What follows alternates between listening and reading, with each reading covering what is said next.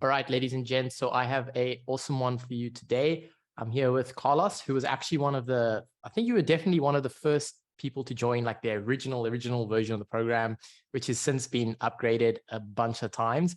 We just were speaking off camera. You just landed a client. I think it's your biggest client you've ever landed, right? Yeah, it's really, really big. It's actually so basically right now they're like spending 7K a day. And the goal is basically in the next 6 months to scale to 100K a day, which would be $3 million in ad spend a month, which is Right. absolutely huge. Yeah, it's an e-com client. That's amazing. And the retainer for that, I think you said was 5K, right? Yeah, retainer currently is 5K, but of course I have like some performance deals. So I think it's going to be a really, really good retainer in the future. Amazing. So 5K per month. And I think you said you get like a bonus, I think of like 7K if you hit some goals, right? That's what you had in place. Yeah, exactly. Awesome. All right. So the reason I wanted to bring Carlos on is because he's really gone through the full journey. We were just chatting that when you started, I think you were doing like 1.5K per month, right? Now coming up to 16K per month plus 5K client retainer. So a lot has changed, which is amazing. And, it's been a privilege to, work with you and kind of carry you through this journey as well. But yeah, I just want to start like right from the beginning. What made you start in the agency space? Because there's a lot of business models, a lot of different things you could be doing. Why the agency, and what made you start back then? Because I think you were dabbling with drop shipping and a few other things, right? Yeah. So basically it was pretty much a similar scenario as you had, I guess. I started out in drop shipping, but drop shipping I just hated because you made like 10K a month, but 20% or 10% of that was profit. And also dealing with all the customer complaints and everything. I didn't really like the business model, I would say. So I just saw, okay, what did I learn there? Obviously, a lot was going on in the agency space. So first of all, learned a lot through YouTube. Then I actually got into the agency space, as most people probably, through Eman. And then I found Courtney. And yeah, then I basically, prior to Courtney, basically, I signed one client through just random outreach, actually through email outreach, where I was pretty lucky because I started like my journey, I think in January or December. And in the same month, I basically signed my first client, which was kind of, right, there is some proof of concept. Yeah. I remember, I don't know if you remember it, but I remember how committed you were, because I think it must have been within like 30 days of joining. I think you were on a plane to Cape Town. Do you remember like you took that like random trip? Because pretty much one of the first things that I said when you joined is, dude, you got to focus. You got to like get rid of all this distraction. And I'm pretty sure you just like randomly booked a plane. I'm pretty sure like the one day I was just like, oh, Carlos is just around the corner from me. Like, so I want to go back to that. Like, what made you take that sporadic decision to get on a plane, travel halfway across the world within like 30 days of just like joining a new program and just going all in on this?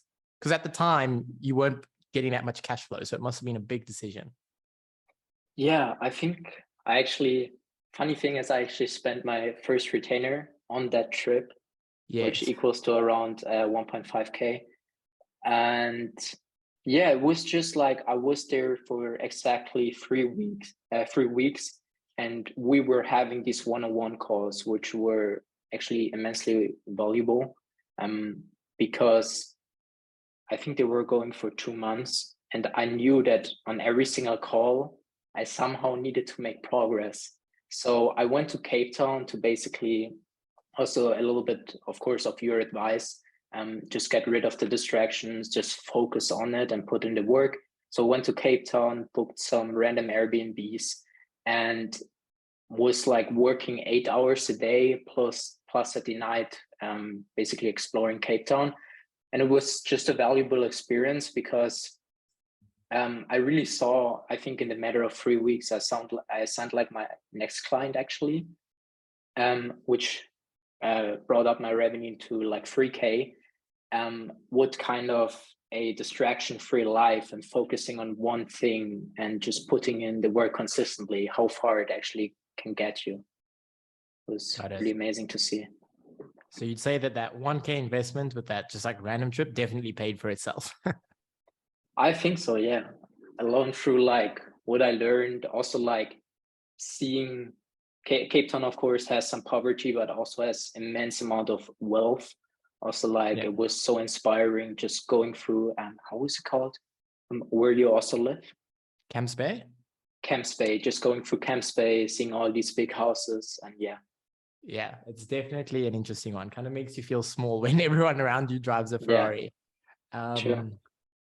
Okay, so real quick, just so that, you know, for people who don't know your journey, your niche is ecom and your primary service that you're doing at the moment is Facebook ads, right? Yeah, Facebook ads. Actually, just randomly, I also hopped into info product. So basically the typical one doing e-commerce and info products. Yeah. Got it. Facebook ads. Okay, so Facebook ads for info and ecom. And at the moment, you're doing about 16K a month with how many clients? 6 clients. Okay, so one of the big things that I want to kind of tap in with you is how you have raised your fees, because I think for your first client, you were charging, I think it was 1,000 or 1.5, right? Yeah, exactly. And now you're signing clients for 5K a month, right? So there's a massive jump between 1,000 a month and 5K a month. And so it's taken you a while to get there, but what have you seen being like the biggest change that you've made, like mentally, between charging 1K and 5K? Like what's the big difference that has happened? Well, I think a lot of it is, and that's why I appreciate it so much, the module of an SAP, actually the module of the mindset. You have like a huge module of it, and I found it so valuable. It's just like realizing that there are businesses out there that have so much money, like spending 7K a day on ads. When I, for example, told that my mom, who like I think makes like probably less than that in a month, it's insane, right? So realizing that there are businesses out there who would love to basically people take over their complete marketing, Facebook ads, and just giving them results and then also growing with that business. I think it's kind of a mindset shift that I made. And of course, also gaining that confidence, because I would say like along my journey, especially spending right now a lot of money on Facebook ads, I just gained so much confidence how to actually test, how to optimize, how to really scale Facebook ads. Yeah, I think it's like, of course, I got way more confident also talking to people and everything, and also in my skill, and just also that mindset shift of there's so much money everywhere. Yeah, no, 100%. You mentioned something there that I want to chat about quickly, because you did what I recommend, which is you don't have to become the absolute best at whatever service your agency is going to deliver. It doesn't mean you have to be the best at Facebook ads, but you certainly have to sort of kind of know what you're talking about, right? I think a lot of people make the mistake of they choose a niche or a service that they have no idea how to deliver, and then they don't even spend the time learning it. They just kind of go all in, and their plan is to sell and outsource, right? And I've always said, you know, that might sound great in practice, but the problem is, how do you hire the best if you don't know what to look for? And then how do you manage them if you have no idea what they're doing? And if you're trying to sell to someone, have you noticed with your clients, by the way, that they ask you questions related to ads? So a lot of your ecom clients, they have some idea about how to run ads. Yeah, 100%. I don't know if you remember, but I actually had a media buyer, and the best thing I did was actually fire him and learn Facebook ads myself, because right now I'm like in control actually of the results. I'm in control of my business. And right now I have like a media buyer who is basically taking over 2 clients, but I recently just hired him because of the fact that I actually right now can like even teach him some stuff that he may not even know about Facebook ads and so on. So yes, 100%. They keep asking like questions about what is your approach for this exact strategy or whatever, the clients.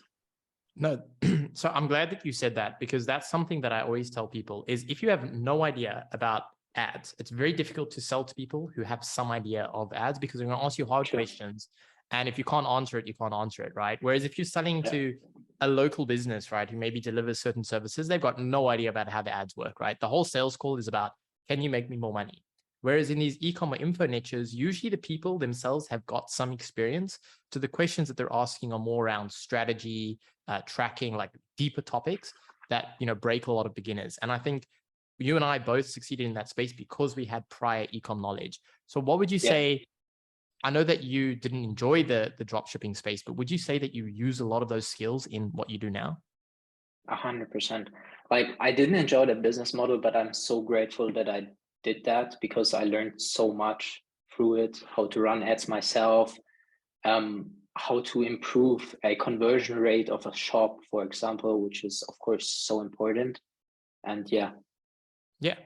And that's why I say, if you have, it's all about competitive advantage, right? And I want to see if you agree with me on this, because with the 2.0 version of the program, the one thing that I'm pushing is do what you have a competitive advantage in. You and I both had ecom success, ecom history, case studies, results, and skills. So it made sense for us to start agencies in the ecom space because we knew what we were talking about and it wasn't foreign to us. But a complete beginner, if they're just starting an agency, it's their first business model, I always say, don't go for ecom and info because it's the hardest people to sell to. It's the hardest people to find. And it's also the hardest to deliver results for.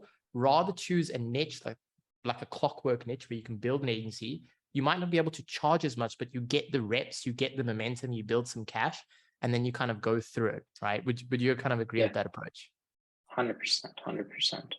It's like the same, like I would have never gone, I think, for ecom. Just because people say it's you get the most money and so on. Because if I didn't do the drop shipping, I would have known nothing about ecom. Like it wouldn't really make sense. Got it. I agree. Okay. So we're on the same wavelength there, which is good. Yeah. Amazing. The next thing that I want to go over with you is you run Facebook ads. I think a lot of people are, there's always the shiny object syndrome. So there's always something new, something better. At the moment, it's, TikTok ads. Facebook ads are dead. Everyone should go and do TikTok ads. All right. Yeah. Now, you and I both on a daily basis probably spend well over 100K, 200K in client ad spend, right? If we combine our clients on Facebook ads.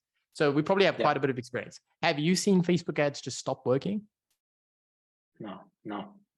I think it's more of like an excuse, to be honest. Because right now the exact client was actually doing the Facebook ads completely by themselves, because they hired a freelancer and the freelancer started out with, for example, CBOs immediately. What I never do, I first of all test in an ABO level. And the only thing that I changed, for example, is test everything from new creatives and audiences in an ABO level. And we're already hitting like over the break-even ROAS, like 5 days after signing. So I would not say like Facebook ads will ever die or are dead. Yeah. I think it's just, everyone wants the new thing. But if you just choose one thing that's good and that's proven, you get a good mentor and you stick with it for long enough, you can make a success out of most things, right? Yeah. Amazing. Okay, so what have you noticed has been the biggest thing that you've learned? Because you've started your first agency, was it January of this year or?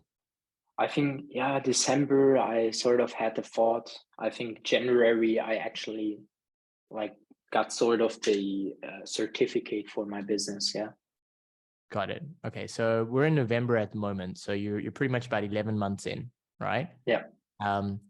What has been some of your biggest learnings or lessons in the 11 months after going through the program, working one-to-one, kind of going from that 1K to 16K a month? Yeah. I really, really think, and I think most people neglect that, is like, in the end, it's all about just sticking to what you have, not quitting, because like I could like have the shiny object syndrome, move to TikTok ads, move to even trading, another sort of way to get money or whatever. But I just stick to Facebook ads, ecom, and then I included also info product. But sticking to one thing, like basic learnings, like putting in the discipline every day, really sticking to your work hours. And that's why I really, really love the mindset section. of the program, because I think it taught me so much that I didn't even know about myself. Also, like basically copying some things that you implemented, like habits or some daily rituals that you showed there. Yeah. Got it. Did you implement the lights? Have you got the lights on the? Yeah, on the the lights. Yeah. You got. They basically turn. I think at 7 p.m. they turn red. Yeah. Okay, so just for everyone who's not in the program, like this is like one of the simplest hacks that will dramatically change your life. That will cost you what, like $100 for the lights, maybe less if you get cheaper ones. So just for people who are not in the program, explain kind of what that is. Like what do those lights mean? What happens at 7 p.m. in your daily schedule? Yeah, basically I have these Philips Hue lights. They're sort of, you can connect them to your phone and basically set up a schedule. So they turn red at 7 p.m. and it just increases your melatonin production. And melatonin is of course essential to have a good night's sleep, to fall asleep quickly. And yeah, it actually, I also have the Oura ring, currently is charging, and my sleep I've got actually it. improved. Like every time I have like a sleep over 80, my day is just like amazing. Yeah, it's small little habits. And I mean, the reason why I like the light so much is the melatonin production and these things, that's like the one factor. But the main thing is it's a cue, it's a mental cue. So I have one on my desk as well. And when it goes red, I know that I have to stop working, right? Because you can really get into this habit of, you wake up, you start work, you work the whole day, and there's kind of like no start and end to it. It's one of the things with, when you work from home and you have your control of your own schedule, there's pros and cons. So a simple little hack for everyone watching is, just get a light. And, when it turns on at 8 a.m., 9 a.m., whatever in the morning, that's when you start working. And it goes red, that's like cut off for the day. And any time in between, that's focused work time. And, you can start small, because what would you say like your daily routine is now running, at 16K per month? Waking up at 7, then basically working until 12. Basically, I try to have from around 7:30 to 11 a deep work session. Sometimes it's just 10:30, and then 10:30 to 12, it's usually answering emails, answering Slack, and so on. And then I always hit the gym right after that. It's just like a break for me, a mental break of the midday, basically. And then after the gym at like 2 p.m., I usually have all the client calls, I have sales calls, or I work, for example, on some reels, on some YouTube videos, whatever. Got it. And with that routine, do you ever find that you are, getting burnt out, or that you have too much work? Because I feel like a lot of people hit that point at a certain stage. Yeah. So I don't think I would ever get burned out, and I don't think either I would like, so some people like to make like a holiday every month, because sort of I really intentionally have go to the gym every day at 12 p.m. Then I actually go to the sauna in my gym, and then I go to the ice plunge. And I think just through even hearing the podcast of Andrew Huberman, you sort of know the benefits of all of that. And I don't know, I do this really every day, like 6 times a week. And it just sort of gives me like so much peace of mind, which also reflects in my business, which also reflects in sales calls and client calls. Yeah, in my focus. Got it. Okay. And so what would you say is next for you? I think from what we've discussed, your prime focus at the moment is going to be, getting more clients and client attraction, right? And then obviously building a team for it. I think the game of getting more clients never ends, but for you, the main focus at the moment is building a team. Yeah. So I think my goal right now is to get more clients at higher prices, because I, for example, still have clients for around 1.5K who were there from the beginning on. And I sort of, the next step would, of course, increasing the prices for the old clients, for 2 of them actually only. And then, of course, getting more clients at higher prices. My goal right now is to sign like over 2.5K a month. for example, having these really big clients. And of course, then also hiring really amazing talents that I sort of can outsource the work and focus more like, growing the business essentially. Got it. Okay. And the next question that I have for you is, you did what, I say everyone should do, which is you kind of grow and you get a lot of success in a niche. And then if you want to expand, you look for niches that are asymmetric. So they've got common traits. So the asymmetric niche for ecom is info. So you now have some clients that are in both niches, ecom and info. If a beginner was to completely start his agency from scratch and he was trying to decide niches, I would not recommend any of those two niches because they require a lot of previous skill, but let's just forget about that. Do you prefer working with the ecom clients or the info clients, and why? Oh, it's a really, really tough question. So honestly, right now I have one info client, which is also a really high retainer. It's actually $3,700 a month. And I love to work with them because they provide basically my media buyer, which I right now hired for 2 of my clients, every single week with new creatives, which are really amazing creatives. And they simply have a funnel that 100% works. And I can say, like, you run ads and you got a cost per Calendly call of 150 euros. And I think if you have like sort of these principles in an info product, it just flows automatically. So for that particular client, I really prefer info. But for example, right now, I signed like this really massive client for e-commerce. And that's where you just realize they have so much money and you can scale them up like to like they want to go to like 100K a day, right? Where your performance fee is also going to be amazing. So I think in terms of money, it's sort of e-commerce, but in terms of getting results, it's sort of info. Got it. I must say, like, I've also worked with like so many different clients, so many niches, like in my own agencies. And I think that maybe it's just because I've done so much ecom that I kind of like know it backwards by now. I think now I'm leaning more towards info because I find it more challenging. I think info scales quicker because you don't have product fulfillment problems. Okay. But only if the person like has their shit together, right? Because you've worked with a lot of info clients where like they've got a funnel, but it doesn't work. They've got no like back-end system ascension program. And so I think as you get these higher clients, have you noticed that a lot more of them, their business is in a way better position to scale? In other words, like they've got a back end, like they've got a proper offer, they've got cash. Because I often see this is when you can start charging more, the clients that you start delivering are actually better. Like it's easier to get results for them. Have you noticed this as well? 100%.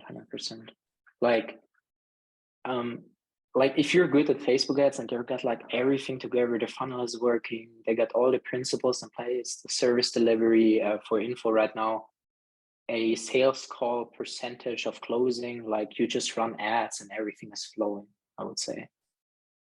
Got it. Okay. And so I think have you noticed this as well as a transition? Because this is what I tell people is your first couple clients are going to be terrible. They're going to pay you not much money, like $1,000, whatever. Their business is probably going to suck because that's why they can only afford, low retainers. And so it's going to be very difficult to get results, not because of your skill. I mean, that's probably a factor, but mostly because their business also is a problem. Like they don't have product market fit. They don't have a budget. They don't have creative. They don't have these things. Now, when you sign the way, way, way higher ticket clients, it's actually easier to get them results. And it's just about, persevering through it, going through all these clients until you can get there and you have the systems in place. Have you found it way easier as well with your new clients versus, the ones you had right in the beginning?